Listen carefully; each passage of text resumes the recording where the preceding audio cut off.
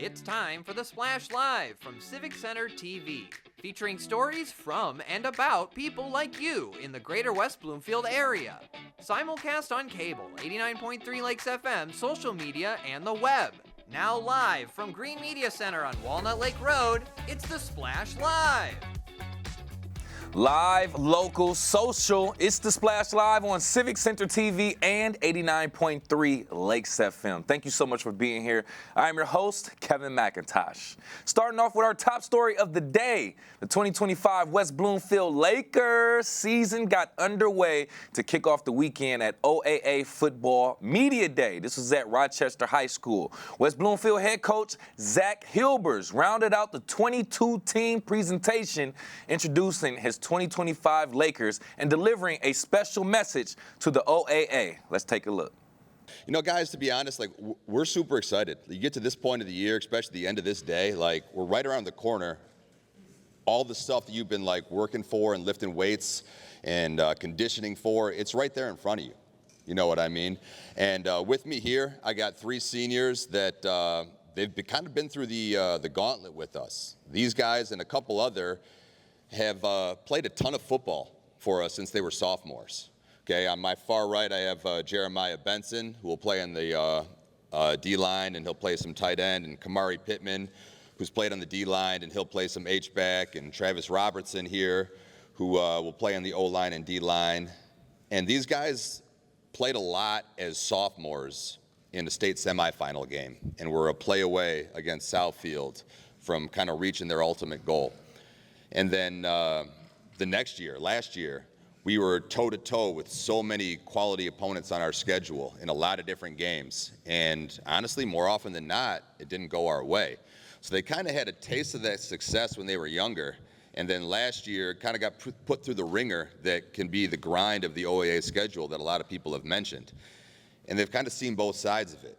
And I think it's left them with a great balance of the appreciation it takes to get close to your ultimate goal, but also the understanding that it takes of how hard it is just to get there. You know, winning is difficult. It's really difficult. If it wasn't, everybody would win every week. You know, especially if you look at some of the schedules in this packet, it is very difficult. And I think we got a pretty good understanding of that and what it takes to at least give yourself a chance to get out there and compete, put your best product on the field, and give yourself a chance to win each week. And that's our ultimate goal.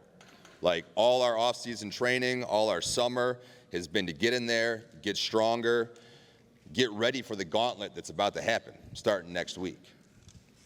And to be honest, guys, my closing message, I guess, because we're last to everybody in this room, is there's a lot of good coaches here, guys, but the players across this board, from my left to my right, you guys are what make this league special. Okay? And it's not kids in the hallways of your school. It's not kids in your classroom or your cafeteria. It's us here in this room. We are the only ones, and your teammates, that understand the sacrifices that we all make to try to reach our goals. Right? So along with that, it's my goal is to continue to support each other and lift this game up. And yeah, it's a weird balance because a lot of us, we're going to compete against each other. And it's a physical game that you want to beat each other's face in within the rules and push people around. But at the same time, lift each other up. Because the people that understand the stuff that you guys sacrifice to try to reach your goals, they're all here. And yeah, we might practice differently, we might lift differently, we might condition differently, but we all have the same goals for each other. You have the same goals for each other, you have the same goals for your teammates, and we all want the same thing at the end of the day. And it's not going to happen for each of us, but man, I know that at least the teams that we're going to play, we're all going to try, right? So embrace each other, lift each other up, and keep advancing this game so we continue as a conference to reach greater and greater heights each year. Thank you guys, appreciate it, have a good one.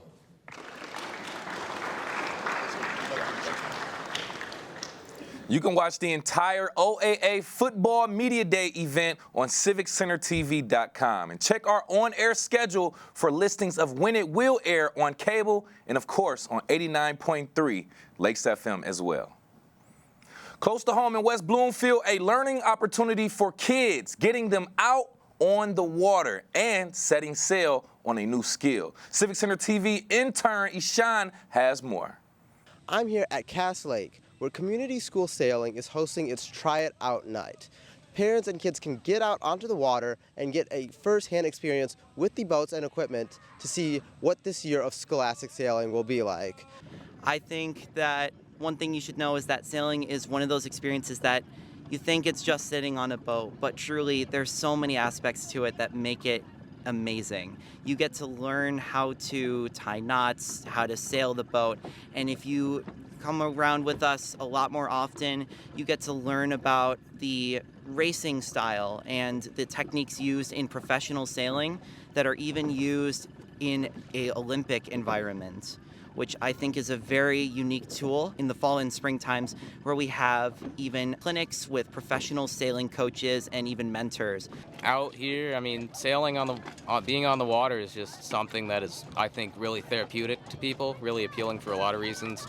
Cass Lake is a very busy lake with lots of boaters, and we have one of the largest sailing programs, so I'd say a lot of people just want to be part of something that's a growing sport around the nation, around the world, and it's a great way to meet a new community, and a really great community at that. So, I will say high school and the middle school sailing with community sailing school, it brings in not just one high school, so it's not just West Bloomfield, it's not just Groves, it's not Seaholm, it's not just DCDS, it's all of the schools coming together. So you're meeting so many people from so many different areas, and we're coming together, we're having dinner together, we're sailing together, we're competing together, and it's a great way to meet people in the community and make so many friends, not just within your school, but just around the entire Oakland County area. before the start of each high school season in the fall, we like to allow new prospective members, students, to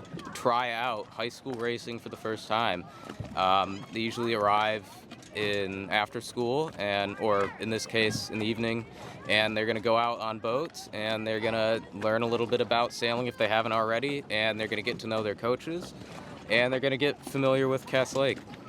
So scholastic sailing works a lot like our other sports in our high schools and our middle schools, except we're traveling to our other events. So when we get, our middle school programs are more about training and learning how to sail, and then our high schools continue on to go to different events all over the Midwest and across the nation. So it works a lot like a soccer or a football team, except our meets or our games are regional. So we go to different places in Michigan or out of state to compete against other sailors. I think sailing is similar to other sports, that if we're athletic and minded and we're good at basketball, good at football, it comes to us pretty easily. But if we're not real athletic minded, I wasn't a real athlete as a young person, but sailing is, because there's a lot of mental and focus and thought process to it, as well as a physical aspect, it works well for us that are not always the most physical people for regular conventional sports. It was great to get out onto the water and get a first-hand experience with the boats. If you want to get out on the water and learn about the sport of sailing, be sure to come to the Try It Out night at Cass Lake. For Civic Center TV, I'm Ishan Desai.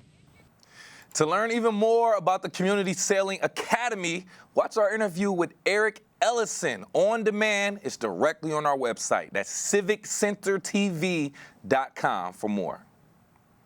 Gino's 28th annual Pre-Dream Cruise Classic Car Show is coming back for another great time. We recently spoke with Gino Santia and Joan Walsh to tell us a little bit more about this very special event. Hi to both of you. Good morning. Good morning to both of you. Glad to have you with us to talk about this great event. Gino, I'm going to start with you. This is the 28th year of your classic car show. How did this tradition originally get started, and what's inspired you to keep it going all these years? Well, it started with the Woodward Cruise itself. The cruise started a couple years before we started ours, and it just happened to fall in on the same time as one of my class reunions. And I thought, what a great weekend that would be to have my high school class reunion in conjunction with a cruise. So we decided to have one of our own here at the restaurant, because everybody's going to be here anyhow for the reunion. So we started it 28 years ago, and it's been going on every year.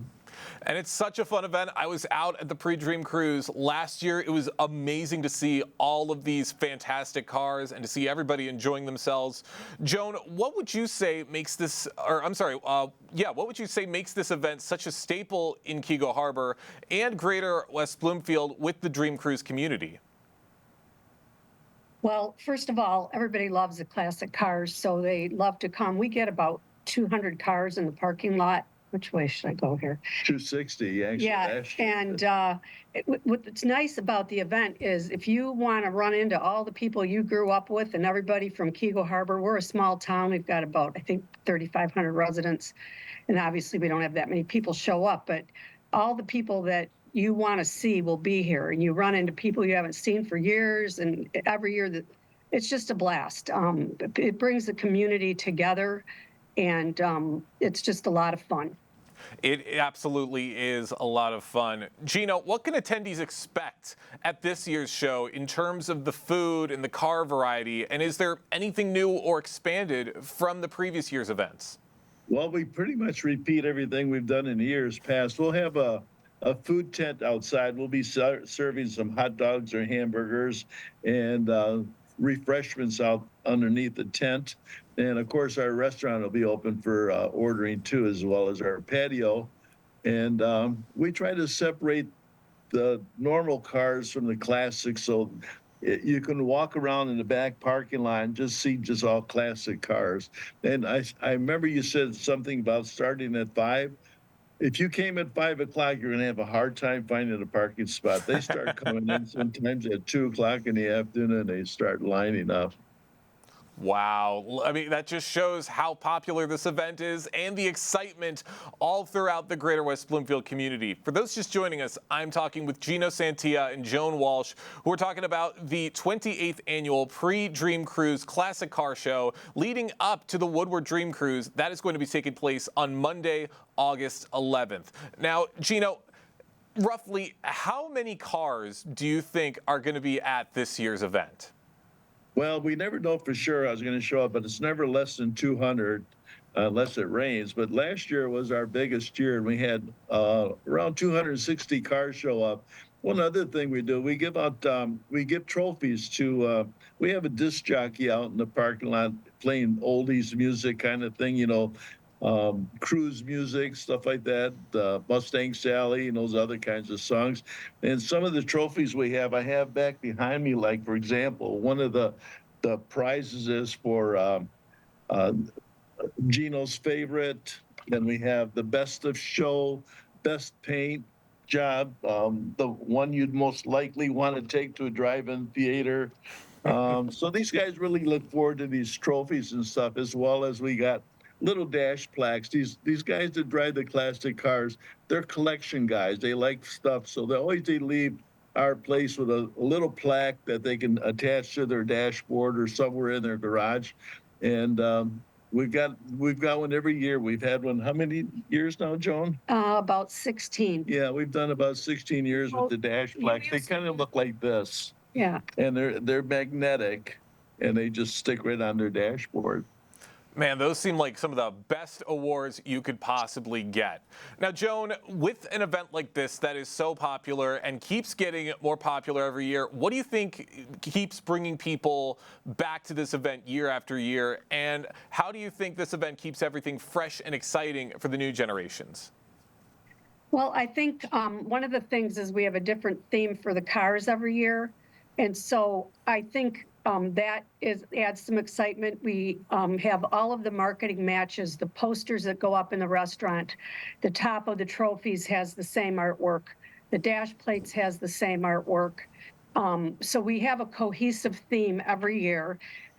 There's been several years when we've managed to, ahead of time, get special cars here that have been featured on the shirt. A couple years ago, we did the Volkswagen van, the bus, and we got a guy from Waterford that does those, and he brought several of them to the event. One year we had a Woody, and there was a very nice gentleman that brought his absolutely gorgeous car, and it was featured on the T-shirt. The Camaro Club. Yeah, and the Camaro Club. So I think, it's just something everybody looks forward to. It's different every year because of the different theme of the cars. We have a judge that goes around and he judges the cars. And how we pick the cars is the judge and I will usually go through what we've done in the past, and then we present Gino with a few ideas, and then he really has the final say-so of what goes on the shirt and all the marketing. So, but we try to switch it up and do something different every year. We change the shirt colors, we change the cars, and try to just, so everybody's collection is very different and a lot of fun when you look at it all. This year we have the Roadrunner. I don't know if you can see it or not, but it's 1970 Plymouth Roadrunner is on the shirt this year. Awesome. Love to see the designs and love to hear about all this excitement for this amazing event. Gino, last question before we wrap things up.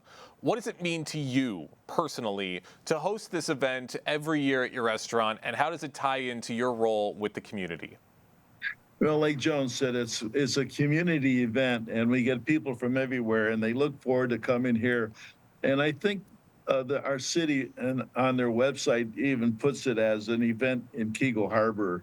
So it's been something that everybody looks forward to around here. And I feel honored to be able to do it, and I think it's a great night, great day, great night for everybody to come out and just enjoy it, seeing everybody and looking at the cars and walking around and talking. It's just a fun day. It really is. You said it, Gino. August 11th is the date to stop by Gino's Pizzeria to see all of these amazing cars in the lead up to the Woodward Dream Cruise. Gino, Joan, thank you both so much for joining us today here on the Splash Live. Thank you very much. See you Monday.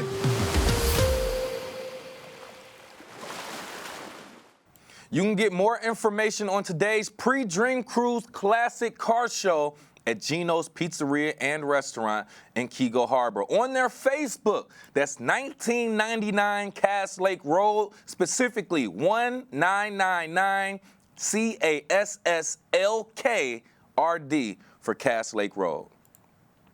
The International Association of Emergency Managers has officially designated August 2025 as the first ever National Emergency Management Awareness Month, aiming to spotlight the vital role of emergency management professionals in building resilient communities. We actually spoke with Tom Hardesty, Director of Emergency Management and Homeland Security for Oakland County, to give us more details on this special occasion. Tom, thank you so much for joining us today. Good morning, Jake. We appreciate you having me on this morning. Absolutely. Very, very important conversation. As I said, August 2025 marks the first ever National Emergency Management Awareness Month. How does this month-long campaign aim to highlight the importance of emergency management professionals in our communities?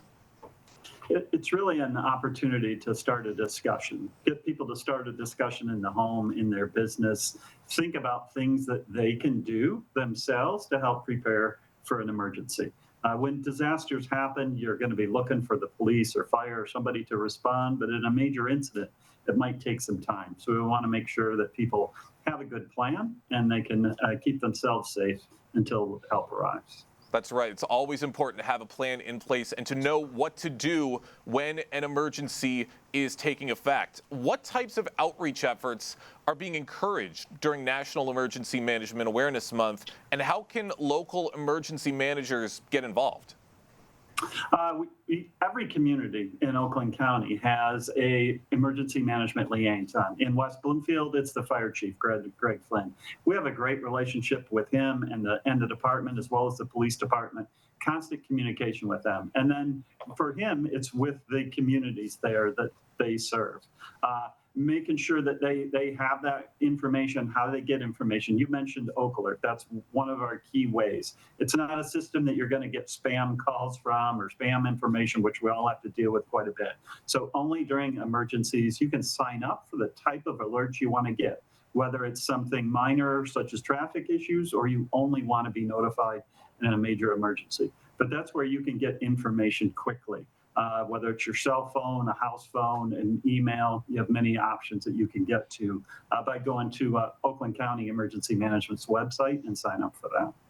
Yeah, that sounds great for people to have these notifications, to be made aware of very important emergencies that are taking effect. And as you said, there are no spam calls. They only send out alerts if it's something serious. Could you talk about maybe some of the examples of the types of emergencies or incidents that would trigger an Oak Alert notification? Absolutely. And fortunately, with the weather changes over the last few years, we've seen more of these. We will send out notifications during a tornado. We'll send them out when there are flood concerns. It could be a hazardous materials incident, whether it's a tanker truck or something that happens at a business. Giving people information. Do they need to shelter in place, or do they need to evacuate? Getting that information quickly so they can make the right choices. It's summertime right now. A lot of people have kids at home while they might be at work. So also making sure that you have these conversations with your kids at home so that they understand what they need to do in case of an emergency. That's right. Important to get the kiddos up to date and informed as well. Important for everybody to have this information. Now, with the campaign emphasizing faster and more reliable communication, how does Oak Alert compare to social media or traditional news in terms of speed and accuracy? Well, we use several means possible. So that's going to be one of the first things that we send out. It is Oak Alert. And then that will in turn put that information out on our social media pages as well. But the quickest and most accurate information you might get from there. We also have the ability in certain emergencies to use WIA notifications, which would go to your cell phone, similar to an Amber Alert. Those are only used during extreme circumstances. But again, we always look to have at least 3 different ways that we can get information to people. Great. Love to have all this information available. For those just joining us right now on the Splash Live, I'm talking with Tom Hardesty, Oakland County Director of Emergency Management and Homeland Security, as we're talking about 2025, August 2025 being the first ever National Emergency Management Awareness Month, and a lot of valuable information to take away. Now, when it comes to Oak Alert, and I think you just touched on this a second ago, what steps should residents take to sign up for Oak Alert, and how can they ensure that their contact information stays current? Best way is to go to our website, oakgov.com, and type in a search for emergency management. You get a link there where you can sign up. We send, on occasion, we'll send test messages to make sure that it's working. And then they can go in and access that site whenever to check their own information, make sure it's secure and safe, and as you said, accurate and up to date. Good. That's one of the most important things, because you don't want to move to a new location and have the alerts going to the wrong place, or like a new phone number or a new email, and have those get mixed up as well. So that's very important. Now, and you can sign up for more than one location. You can sign up for your home, for your work. Maybe you have an elderly parent or a special needs family member. You can sign up for more than one location, so that you can get notices for more than one place. Oh, that's even better. That's covering all the bases and making sure that every account and every number gets those alerts. So that is very, very important. Thank you, Tom, for that.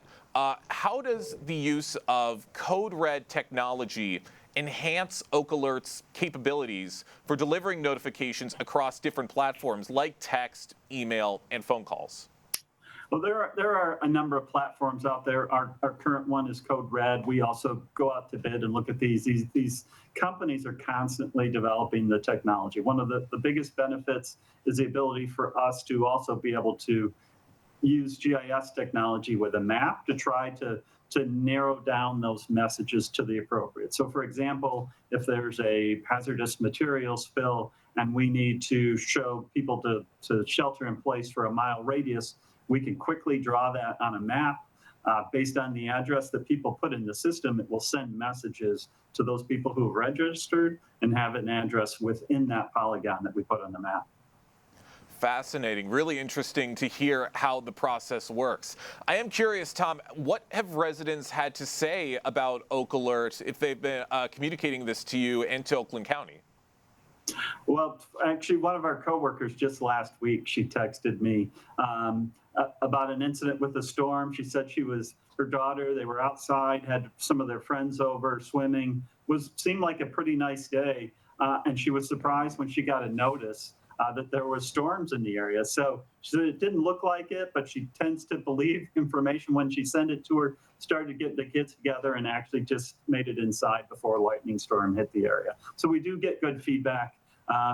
It is important to be able to get that information again and get it quickly and then pay attention to it when it comes. Tom, I'll tell you, from living in Michigan my entire life, the one thing I have learned is that the weather can change like that. So I definitely can expect a storm like that to come totally out of nowhere. And it's good that there is information like Oak Alert out there to inform the public. I got one more question before we wrap things up, Tom. Looking ahead, how do initiatives like National Emergency Management Awareness Month and tools like Oak Alert work together to build stronger and more prepared communities in Oakland County and beyond? Well, one of the reasons we really want to push this message out so that we can get more people to sign up. You know, if we don't have phone numbers or don't have contact information, we can't send it to them. So the Emergency Management Week is trying to highlight those concerns, those things that might take place out there, help people to get prepared and understand that one of those steps to being prepared is being signed up. If you're in Oakland County, it's with Oak Alert. If you're in Livingston or Genesee, many of the other counties have similar systems. So making sure that you have access to that kind of technology. And it's important for as many resources, or as many people as possible to have access to these resources. Tom, I want to thank you so much for your time. Why don't you tell us one more time how people can get signed up for Oak Alert? Absolutely. Go to the Oakland County website, www.oakgov.com, and then put in emergency management, and it will take you right to our sign-up page. That's where to go, and that's where you can get all of the alerts to stay up to date on the information in your community. Tom, thank you so much for joining us today here on The Splash Live. Thank you, Jake.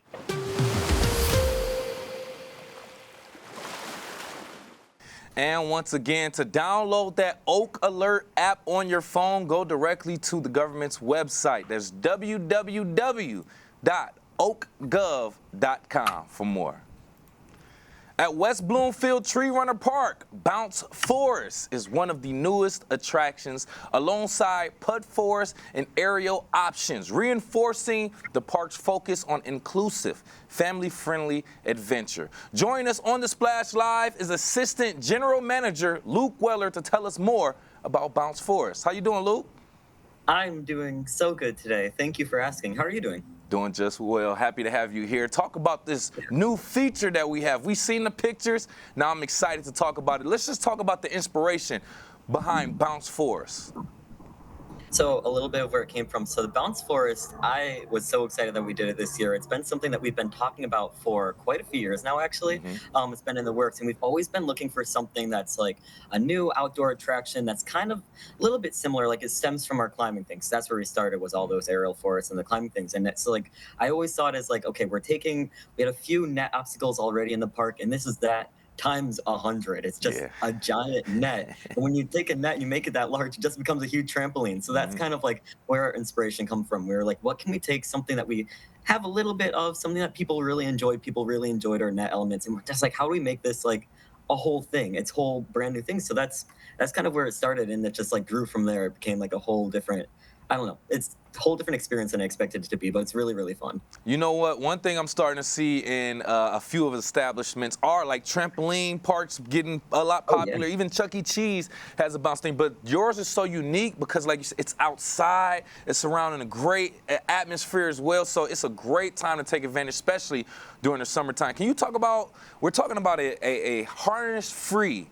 aerial net playground. Talk about the actual safety considerations that went into creating this as well.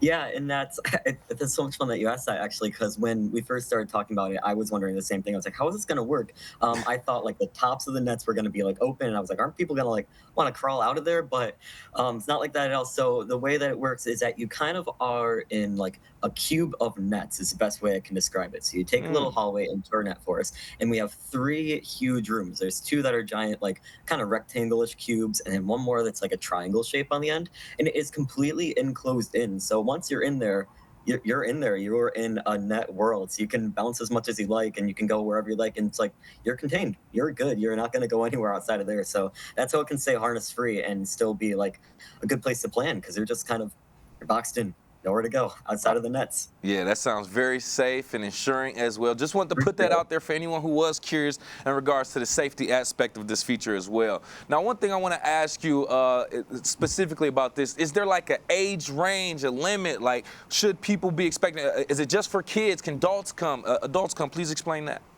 Yeah, for sure. Anyone can come as long as they're older than 4 years old. You're willing to, and it includes adults too. So it's not just a kids thing. I think so far we've had a lot of people coming in thinking like, oh, it's just a thing for the kids, actually a thing for them. But it's like, everyone can do it. I know that I've been out there with a bunch of my friends already, and we got a huge kick out of it.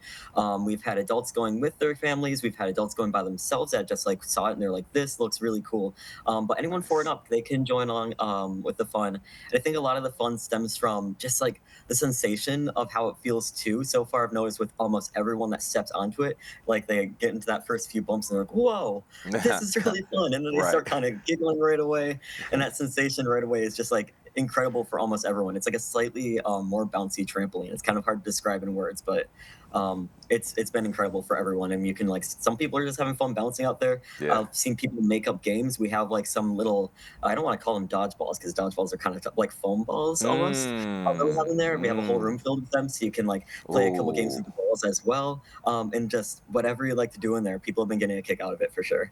Yeah. I know, and it's so much different from anything else we've experienced, and I'm so glad we brought that right here in our own community. And with us right here, live on the Splash, Assistant General Manager for Tree Runner Park in West Bloomfield, Luke Weller, talking about the new Bounce Forest and other features that they have featured at the Tree Runner Park right here in our community as well. Now, if I'm reading this right, you have a daytime and an illuminated nighttime session going on. Just talk about the advantages and the features that with both of these different sessions. Yeah, for sure. So I guess it's kind of an obvious thing to say, but like morning is all bright, so you can kind of see everywhere that you're jumping. And I've seen a lot more people when they're jumping in the morning get into those games. So they're seeing like the little balls that we have in there, and there's playing like I've seen like freeze tag. I've seen races in there. So I think in the morning I've seen a lot more people being active in that aspect in general. But in the afternoon, I've seen a lot more people just like getting a real kick out of what an unusual sensation it is almost. I have done a bit more like done morning jumps and night jumps, and at night it's so strange because you can't really like see the ground underneath the net, so it kind of just feels like you're jumping in void. It's just lit up enough so you can see where you're jumping, you can see where you're supposed to land, but beyond that it's really strange, but it's really, really cool. So if you're looking for something that's just like almost like, I don't know, just a little more wacky, something that you've never experienced before, I definitely recommend the night experience. And once we get into our fall season, our Halloween stuff, we're hoping to do a little bit more like Halloween decorations out there too, make it a little spooky. So that'll be really fun as well. I'm really looking forward to seeing like how we can play into that, like, ooh, this is like a really unusual thing. Where are you jumping? Yep. That sounds crazy, but it sounds fun too as well. If you're expecting, if you want that good nighttime outside feel, and then a little bit of that October Halloween, that'll be the perfect setting for it. I agree with that, Luke. Now, I know you all do different like group experiences as well. For anyone who has like a group at work or just maybe even a club, just talk about the group experiences at Tree Runner Park and some of the feedback you may have gotten. Yeah, for sure. So we've always done like big groups, large groups. We encourage it because it's like, I think it's a really good moment to like get to know other people and use like teamwork together, encourage each other wherever you're at. And I think that the Bounce Forest is a really nice addition to that because it's an attraction that like you can have a lot of people doing it at once. We can have 8 people per room. We have like 3 rooms out there, 5 in one of the smaller rooms. So I can't quick math. I think that's around like 20 people that you can have total. And we've had the climbing forest, we have mini golf, but some of our other attractions I've thought like they spread you out just a little bit more. It's hard to do like every single person, 20 people doing one mini golf hole at a time, for example. So this is a really, really cool opportunity to like have like everyone in one place doing the same experience all at once.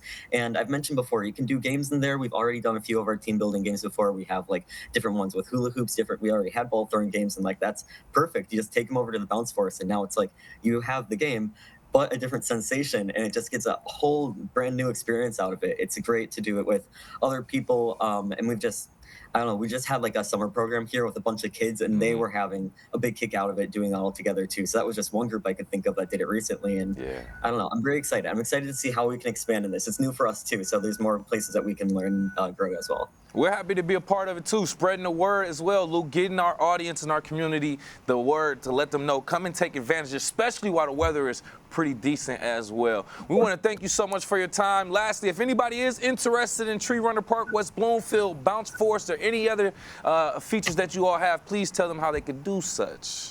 Yeah, so our website is treerunnerparks.com. If you're looking for the West Bloomfield location, you just add treerunnerparks.com/West Bloomfield on the end of that. That's how you can find all of our information, whether it comes to like booking a ticket for the day or just looking about our courses or the Bounce Force, anything at all. You can reach out to us there too, and we'll get back to you as soon as possible. But everything you need Tree Runner related, treerunnerparks.com. Perfect. And thank you again for your time coming to tell us a little bit more about these very, very interesting features at Tree Runner Park, West Bloomfield. Once again, Assistant General Manager for Tree Runner Park, West Bloomfield, Luke Weller. Thank you again. Thank you. Have a nice day. You too, have a better one as well. And per usual, if you want to get more information, maybe that was a little bit too fast for you, go to their website, Tree Runner Park West Bloomfield. It'll be at treerunnerpark.com, specifically for West Bloomfield / West Bloomfield. treerunnerpark.com /West Bloomfield for more. With the football season just a couple of weeks away, the West Bloomfield Lakers begin their first practices this week, dead set on redemption after an early playoff exit in 2024. Civic Center TV's Tyler Keefe had a chance to talk with head coach Zach Hilbers at OAA Football Media Day to get additional insight on this year's veteran defense and new look offense. Welcome back to OAA Football Live. I'm Tyler Keefe, joined by West Bloomfield Lakers head coach Zach Hilbers. An exciting time of the year for all the teams here in the OAA, especially for your team coming back after a really competitive 2024 in the OAA Reds. So starting off, what do you build off of coming off of a season like that had its fair share of ups and downs, but was highly competitive in one of the toughest divisions in football? Well, I think like anything else in life, I guess you kind of build off of the lessons you learned along the way. Not to be too cliche, but I guess like the game always guarantees adversity and the ups and downs, kind of like life does. And we had our fair share of it, like you said. And hopefully we learned what it takes when you end up on top, and I guess what leads you to the results that you don't want at the same time. And our job as coaches and players is to obviously end up on the better side of that more often than not. Having guys like Jeremiah, Travis, Tank, having them all here today, you kind of mentioned in your speech that they've been through all these ups and downs. They've seen being a step away from the pinnacle and seeing the agony of having a second-round exit against a really good Catholic Central team. How have they taken a step forward leadership-wise heading into another season? Well, like a lot of kids do their senior year, they kind of realize the finality of things, and I guess, for lack of a better term, like the ultimatum that you're kind of pressed against, like this is your shot to do things the way you want to do it. And they're taking kind of ownership of that, and they've really been good leaders for us in the offseason. Consistency is always something you're looking for in the season. Last season, you had sort of an issue of you'd pick up one new skill and then you pick up another problem, and that kind of went back and forth. How do you skip over that and change that habit in 2025? Well, you hope it's something that experience kind of gives you in a way. Those kids that have been through the ups and the downs, they kind of help you navigate that with the rest of the team.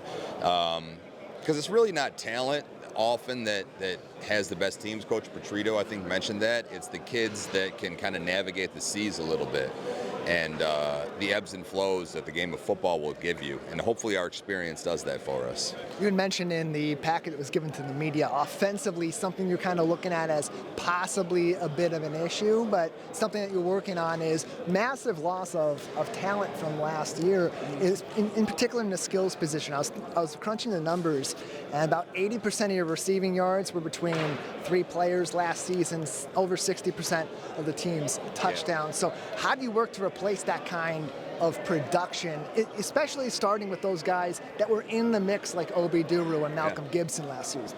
Well, to be honest, I'm surprised it's only 80% if you do the numbers, because like if I would have gone off the top of my head between Elijah, Cam, and Jaden Alos, I would have guessed it was above 90.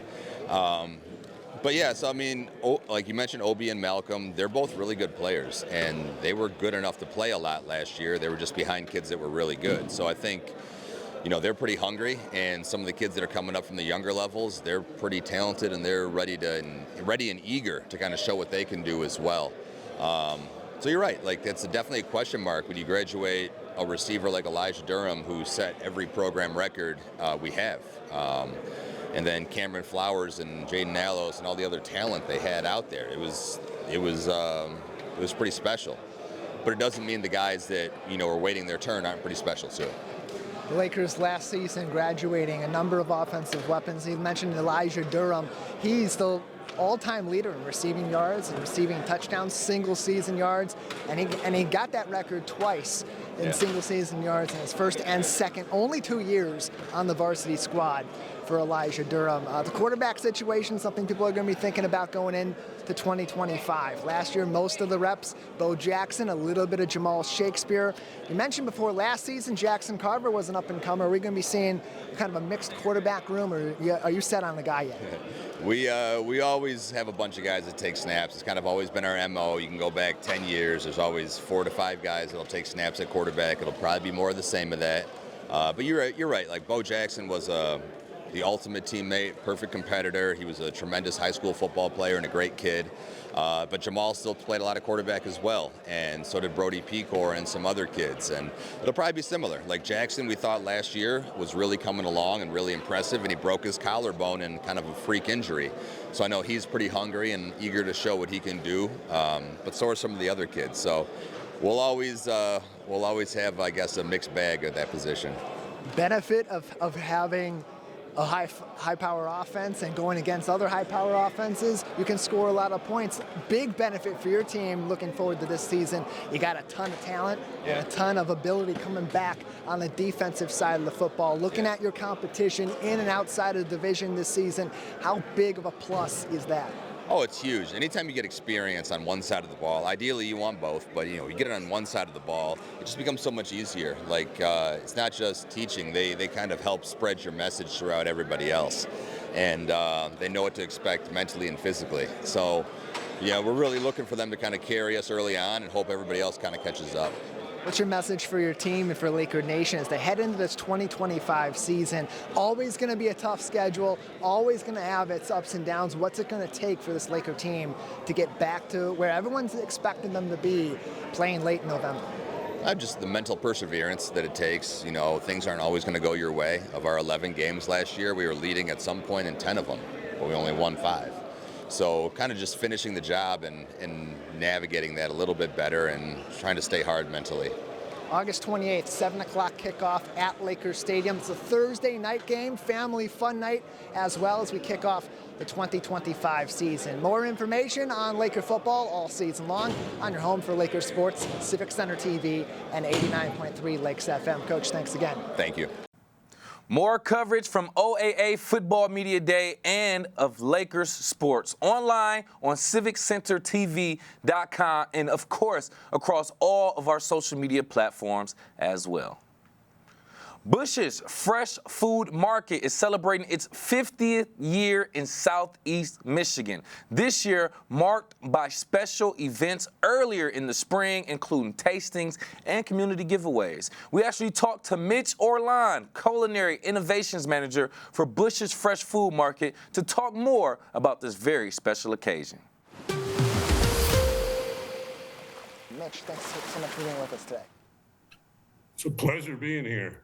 Yeah, happy to have you on as you just recently concluded your Cherry Fest celebration and the 50th anniversary celebration of Bush's Fresh Food Market and all your 16 Southeast Michigan locations, including here in the greater West Bloomfield area. What feedback have you gotten so far from that particular focus on cherries, which Michiganders love so much, and the big celebration of 50 years of one of our beloved local markets? Well, it's been an amazing reception to the 50-year. We had a month-long promotions. We had prices from 50 years ago. And then we led into the Cherry Fest, which, as you know, local Michigan cherries. Bush's is a local staple for 50 years. And we really innovated on all the different local items, local cherry items we have. and we created items by ourselves in food service and bakery. We had probably over 40 cherry items throughout the store that we had deals on also. And then we're rolling into our Hatch Chili Fest, which you're not going to believe what we're doing for that one. So we're very excited about how we can bring each community a flavor of the whole company and the communities we serve, but also like West Bloomfield, we focus on kosher and different items and what we can do there to really dig into the community and be part of what's going on in the local food scene and helping local businesses. And that's another important part of it, is getting involved in the local food scene. There's been a big focus from Bush's of late on hyper-local produce, and in fact, an entire program on putting that hyper-local produce cultivated at farms in the local area into these local stores. What sparked that being an emphasis for this company in recent times? Well, it only makes sense, right? We're in Michigan. We're in this part of Michigan. We've been here a long time. It's how we've been supported by the communities, is actually their support when we bring in local products. I love to walk the farmers market, see what's new, see what's fresh. And then it's super exciting because we listen to our customers and what they want. We have the ability to move fast. We deliver to our stores 7 days a week. It's pretty amazing that we can do that. And we can have a serious kosher section in the West Bloomfield store for that community, and I like to bring that out to the other stores, what's possible. I'm a kid from Brooklyn, so I'm really excited to dig into the West Bloomfield community more and what we can do for them and share with the other stores, of course.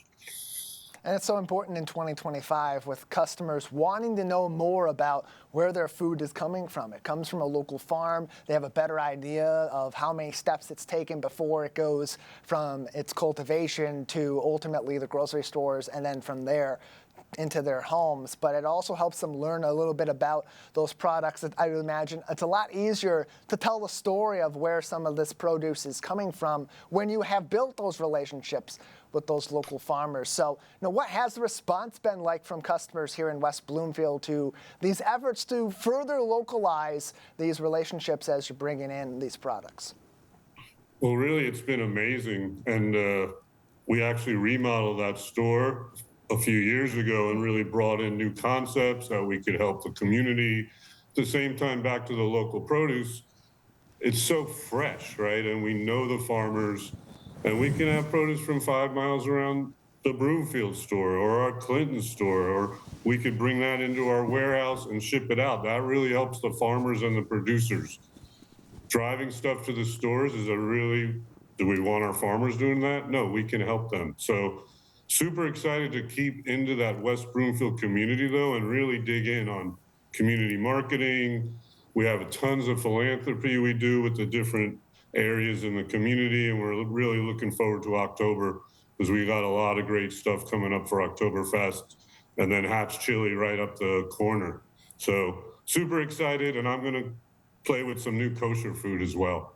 And so in a day where so many people are looking for the affordable option, and unfortunately that often comes from these big box stores, these national companies that are competing in the same space as more localized companies like Bush's, how do you then make sure that you're staying competitive while balancing that need from your side, the effective marketing tool and effective really customer service tool of constant communication with local efforts, with your local community? How do you balance all that to stay competitive while still having that heart that you have at your 16 local stores? Well, I'll spin that around. That is what makes us competitive, right? We are the local stores. We do dig into the communities, and it's in the name, right? Bush's, that's the family. Fresh, we're the freshest. Like, come look at our food. Look at our produce. Our guys go down to the market. And then we have relationship with the families. And nutrient density, you can get junk food, you can get less calories, you can go to certain places, but our food has nutrient density. So if you really look at the price for your health and the calorie, we really do better than most of those guys, and we care and we listen.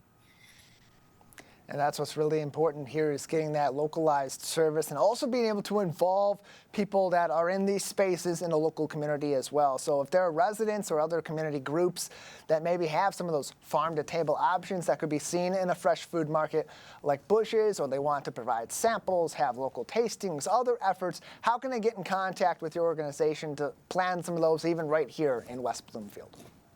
Well, that's another great thing about us. Really, they should just walk into their local store and ask for the store manager, and we will take care of them. And one of the best things, I heard a story about the West Bloomfield store. I guess Heartland Market had closed in that area, and we brought some of the folks to us. And some of the customers now come every day, but some of the cashiers that are working at Bush's, that we kept their job in the community. And we just think that's really special, what we can do for folks and what they do for us.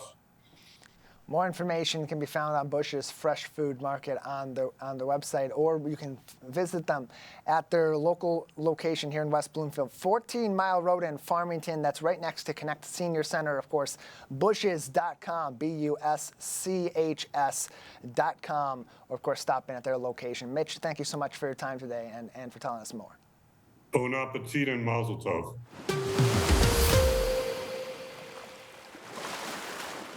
And once again, you can find out more about your local West Bloomfield Bush's Fresh Food Market on their website at bushes.com. That's BUSCHS.com. Austin Joseph Bashi, professional mixed martial artist, was born, raised, and continues to train out of West Bloomfield Township. And he proudly represents his hometown in his UFC career. We had a chance to speak with Austin after his first UFC victory to give us his reactions to the win. How you doing, Austin? I'm doing real good, man. How have you been? How are you doing? I'm doing good, man. I'm going to be honest. We interviewed, talked to you before. I can already see in your face a different glow and smile, man. I love it. So let's get your initial reactions and feelings to winning your first fight in the Ultimate Fighting Championship. I felt really good, having my first UFC victory was very big for me, especially after coming off of that loss in January. I was been working very, very hard this last 6-7 months, and getting my first win this past Saturday feels amazing. There it is, man. I love it. And we're going to talk about that recovery process, too, because I think that's extremely important in anybody's life to recover from or what some people would consider a loss. But the fact that you are a hometown hero right here in West Bloomfield, can you just talk about personally what it's been like to you to represent West Bloomfield on such a big stage?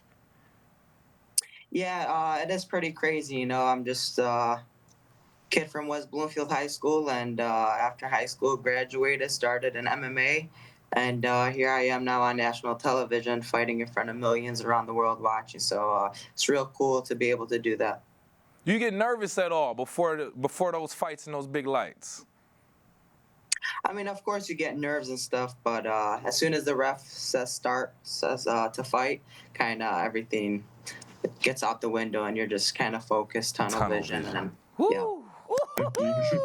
Man, I saw the highlights too, Austin. You were about that business, and I love it. But let's go back real quick, right? This is what I wanted to touch on.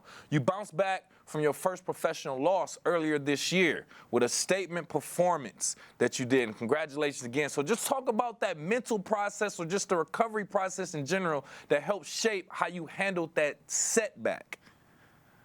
Right.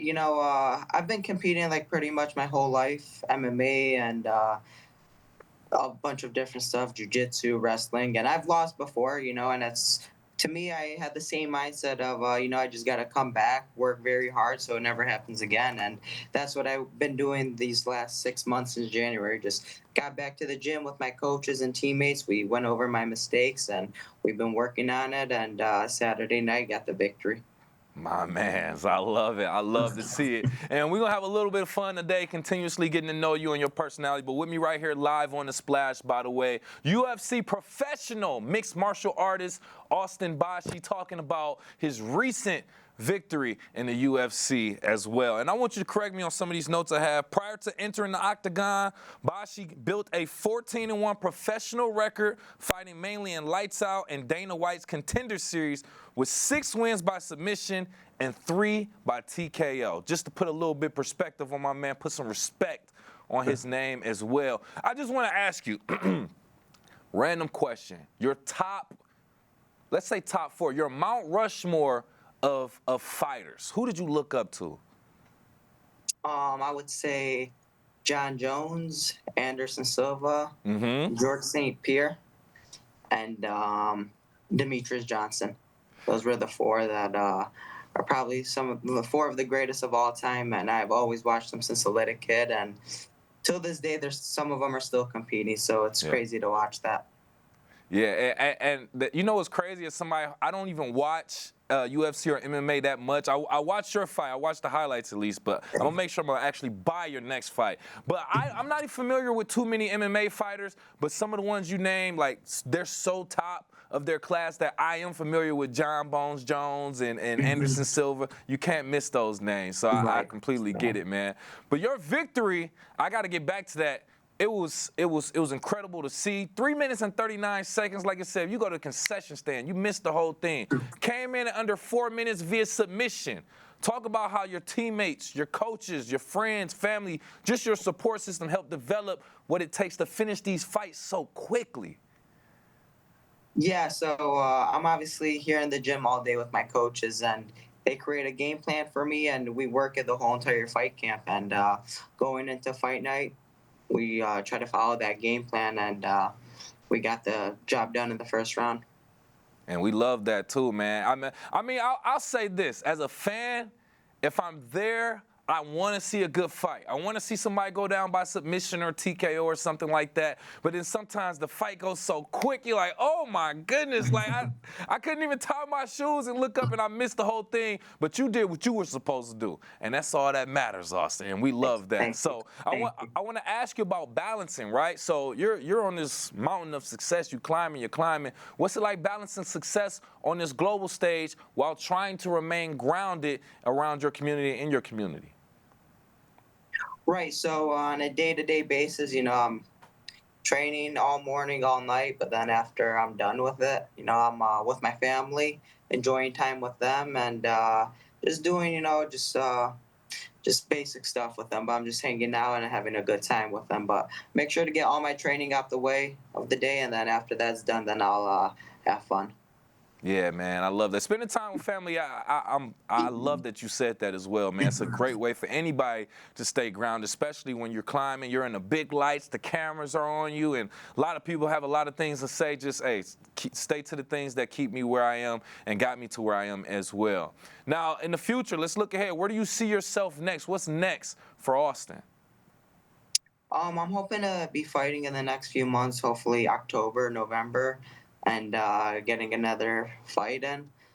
But that's right now where I'm seeing myself this week, taking the week off of the gym and then getting back to it on Monday and getting back to my routine. Yeah. Hey, whoever's next on the card, just tell them to be ready, because I know you're going off of that momentum and that victory, man, and we all looking forward to it. Lastly, we can't leave you without you leaving a message for the people who are looking up to you. How do you hope your journey impacts the young athletes in Greater West Bloomfield who want to follow in your footsteps, Austin? Yeah, just like I was saying, I'm just like everyone else, all you guys, just a kid and from West Bloomfield over here, and just chase my dream. I said to myself, I'm going to be a UFC champion one day, and ever since that dream I had as a kid, I've been working every day super hard for it, and here I am now, just getting my first victory inside the UFC and starting out my career. So anything you put your head into and your mind into, everything is possible. Talk, Austin. I'm so happy for you, man. Hey, when I see you, arm wrestle challenge. I can't beat you in the fight. Arm wrestle challenge, man. But listen, thank you again, once again, UFC professional mixed martial artist representing West Bloomfield, Austin Bashi. Thank you again, sir. Thank you. Appreciate you guys. Yes. And you can watch the other interviews we've done with Austin Bashi on our website. Go directly to civiccentertv.com, click on the On Demand tab, and search Austin Bashi. And you can keep up with Civic Center TV on all digital platforms, Facebook, that's Civic Center TV 15, YouTube, Instagram, and X at Civic Center TV. And of course, you can find us active on our website at civiccentertv.com. I've been your host, Kevin McIntosh. Thank you so much for watching and listening with us. And per usual, it's never goodbye, but see you later. We are live, local, social. It's The Splash Live on Civic Center TV and 89.3 Lakes FM.